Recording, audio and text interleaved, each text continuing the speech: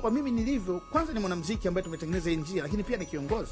Nikishindwa kuwasaidia wadogo zangu tutakuja kulaumiwa sisi. Unajua kuna wakati game inayumba watu wanasema, "Profesa, mbona usemi?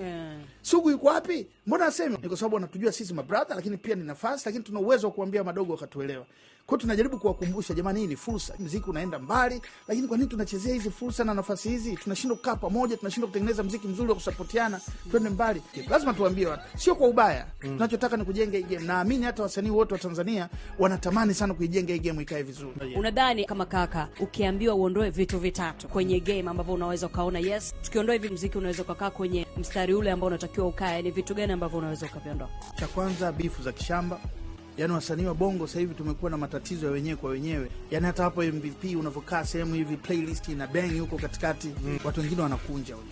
Alafu ukiwapa hata nafasi wasimame hapo kwenye nafasi ya Lilomi, hawawezi kuongea kama wewe, wala hawana mpango nayo, wala hawana utaratibu wote wa kujitahidi kuwa kama wewe. Yaani ni bifu za ajabu ajabu tu. Tunashindwa kutengeneza unity, tunashindwa kukaa pamoja, tunapeana watu wasanii wenzetu mzee wa Nigeria hawajafika pale kwa bahati mbaya, wamefika pale kwa sababu.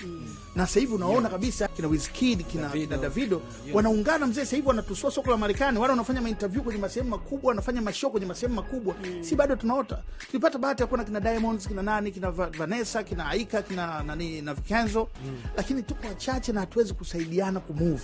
Matokeo yake wanaenda mwisho na wenyewe wanarudi kuwa wadogo kama sisi mizi. Wameshakuwa kwa ukubwa mkubwa, lakini wamekosa push tena ya kuendelea.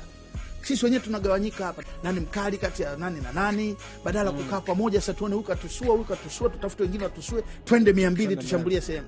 Sasa hivi kualika Nigeria, hata South Africa unasikia Nigeria 17 afu msanii mmoja wa Bongo, mwingine mmoja wa Uganda na watatu wa South Africa. Wamemaliza. Lakini 17 katika 22, 17 Nigeria. Na wako kwenye uwezo huo. Juzi tunamsikia na video anaojiwa sehemu anasema, ndio mnanijua mimi Davido, mnamjua labda na Wizkid. Lakini tuko aina yetu kama sisi kama 200 hivi Nigeria wenye uzito kama mimi.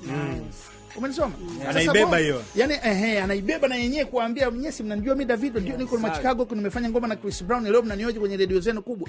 Lakini nchini kwangu kuna kina Burna Boy huko, kuna kina nani, sio kuna kina Pato Ranking, kuna Tiwa Savage, kina nani. Yaani wako kibao, kina Fino, kina nani. Yaani wako kibao. Lakini sisi Bongo hapo utakuwa kila siku utakuwa unasema unataja watu wawili, watatu, kwa sababu hatubebani, hatusaidiani. Hata hao wanaotangulia pia tunatamani washuke warudi kama sisi, turudi shimoni, afu tuendelee kupiga chai kwa mluzi. Man, crazy. Okay. So that one, hiyo ni ya kwanza. Hiyo ilikuwa ni ya kwanza, Nimezijumuisha zote. Nadhani hiyo I like that.